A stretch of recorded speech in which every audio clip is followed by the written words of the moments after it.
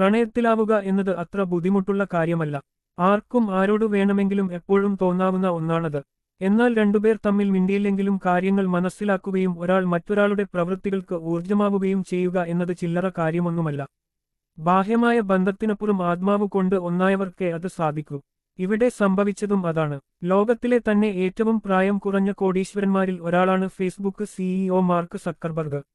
നിശ്ചയദാർഢ്യവും കൃത്യമായ ലക്ഷ്യബോധവുമുള്ള ആധുനിക ടെക് കച്ചവടക്കാരൻ. ഫേസ്ബുക്ക് എന്ന മോഹിപ്പിക്കുന്ന മായാപ്രപഞ്ചത്തിന്റെ ചക്രവർത്തി.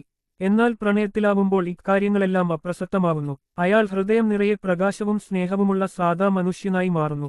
പ്രിസില്ല 2ാം വർഷ കോളേജ് വിദ്യാർത്ഥിനി ആയിരിക്കുമ്പോഴാണ് മാർക്ക് സക്കർബർഗ് അവളെ ആദ്യമായി കാണുന്നത്. വർഷം 2003. വേദി മാർക്കിന്റെ സുഹൃത്തുക്കൾ സംഘടിപ്പിച്ച ഒരു പാർട്ടി. രണ്ടുപേരും കാത്തിരിപ്പിലായിരുന്നു, വാഷ്റൂം ഉപയോഗിക്കുന്നതിനായുള്ള ക്യൂ ലൈനിൽ.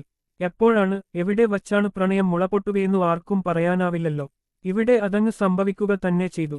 അന്ന് ആ വരിയിൽ തന്റെ കൂടെ നിന്ന പ്രിസില്ലയും മാർക്കും തമ്മിൽ പ്രണയത്തിലായി. പിന്നീട് ഹവാർഡിൽ ഒരുമിച്ചുള്ള ദിനങ്ങൾ. രണ്ടുപേരുടെയും സ്നേഹം പൂത്തുലഞ്ഞു. അങ്ങനെയിരിക്കെയാണ് മാർക്ക് സക്കർബർഗ് തന്റെ ജീവിതത്തിലെ ഏറ്റവും നിർണായകമായ ഒരു തീരുമാനം എടുക്കുന്നത്.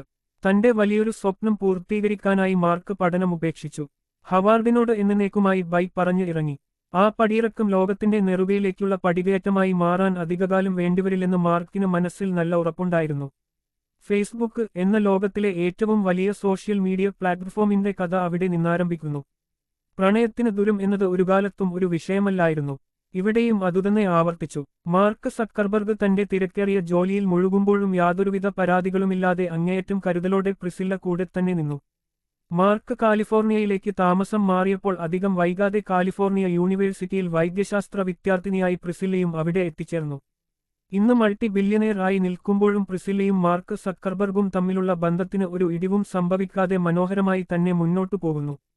4 കാശോ പ്രശസ്തിയോ വരുമ്പോൾ കാമുകിയെയും കാമുകനെയുമെല്ലാം പെട്ടെന്ന് മറക്കുന്ന മൂന്നാന്തരം പ്രേമമായിരുന്നില്ല അതെന്ന് പിന്നീട് കാലം തെളിയിച്ചു. പ്രണയം എന്നതിലുപരി പരസ്പരം ആഴത്തിൽ മനസ്സിലാക്കുന്ന ഒരു സൗഹൃദം അവർക്കിടയിലുണ്ടായിരുന്നു. അതുതന്നെയായിരുന്നു അവരുടെ ജീവിതത്തിലെ വലിയ വിജയവും. പീഡിയാട്രിക്സിൽ സ്പെഷ്യലൈസ് ചെയ്ത് പ്രിസില്ലയുടെ സ്വാധീനമായിരുന്നു ഫേസ്ബുക്കിലൂടെയുള്ള അവയവദാന പ്രവർത്തനങ്ങൾക്ക് പിന്നിൽ. മാർക്ക് സക്കർബർഗ് ഫേസ്ബുക്ക് തുടങ്ങിയപ്പോൾ അതിൽ ആദ്യമായി ചേർന്ന വ്യക്തികളിൽ ഒരാളും പ്രിസില്ല ആയിരുന്നു. യുവാക്കളുടെ ഇന്നത്തെ മാതൃകയാണ് പ്രിസില്ല മാർക്ക് സക്കർബർഗ് ബന്ധം. ജീവിതത്തിലെ ഏറ്റവും മനോഹാരിതയേറിയ നിമിഷങ്ങൾ ഇരുവരും ലോകവുമായി എപ്പോഴും പങ്കുവെക്കുന്നു. ഇരുവരുടെയും ഫേസ്ബുക്ക് പ്രൊഫൈലുകളിൽ തന്നെയുണ്ട് ആ പ്രണയകഥയുടെ വിശദാംശങ്ങൾ. ഇരുവരും ഒന്നിച്ചുള്ള ചില നിമിഷങ്ങൾ, പ്രിസില്ലയുടെ ഗ്രാജുവേഷൻ, ഒന്നിച്ചുള്ള യാത്രകൾ, സുഹൃത്തുക്കളും ഒന്നിച്ചുള്ള പാർട്ടികൾ, അവരുടെ പ്രിയപ്പെട്ട ബീസ്റ്റ് എന്ന പട്ടിക്കുട്ടി, എല്ലാം അവിടെ കുറിക്കപ്പെടുന്നു. എപ്പോഴും ജോലി ജോലിയെന്നു മനസ്സിൽ പറഞ്ഞ് OIT നടക്കുന്ന വ്യക്തിയായിരുന്നു മാർക്ക് സക്കർബർഗ്. പ്രിസില്ലയാകട്ടെ ആ തിരക്ക് തങ്ങളുടെ ബന്ധത്തെ ബാധിക്കാൻ ഒരിക്കലും സമ്മതിച്ചില്ല. ഇതിനായി തങ്ങളുടെ പ്രണയകാലത്ത് പ്രിസില്ല കുറച്ചു നിബന്ധനകൾ വച്ചു. എല്ലാ ആഴ്ചകളിലും ഒരു രാത്രി ഒരുമിച്ചുണ്ടാവുക, ഇരുവർക്കും ഒറ്റയ്ക്ക് ഇരിക്കാൻ മിനിമം 100 മിനിറ്റ് എങ്കിലും സമയം നൽകുക എന്നിവയെല്ലാമായിരുന്നു അതിൽ പ്രധാനപ്പെട്ടവ. മാർക്ക് സക്കർബർഗ് ആവട്ടെ അവയെല്ലാം സന്തോഷത്തോടെ സ്വീകരിക്കുകയും ചെയ്തു. ഏറ്റവും പ്രധാനപ്പെട്ട കാര്യങ്ങൾ ലോകത്തെ അറിയിക്കാൻ ഇന്ന് എല്ലാവരും ഉപയോഗിക്കുന്നത് ഫേസ്ബുക്കാണല്ലോ. മാർക്കും ആ പതിവ് തെറ്റിച്ചില്ല. പ്രിസില്ല എന്നേക്കുമായി തന്റെ ജീവിതത്തിലേക്ക് കടന്നുവന്ന ദിവസം മാർക്ക് ഫേസ്ബുക്കിലൂടെ തന്നെ ലോകത്തെ അറിയിച്ചു. ആദ്യ കുഞ്ഞിന്റെ വിശേഷങ്ങൾ ഓരോ നിമിഷവും കൂട്ടുകാരുമായി പങ്കുവെക്കുമ്പോൾ തന്നെ 2ാം കുഞ്ഞു പിറക്കാൻ പോകുന്നുവെന്ന വാർത്തയും ഫേസ്ബുക്കിലൂടെയാണ് പ്രിസില്ലയും സക്കർബർഗും വെളിപ്പെടുത്തിയത്.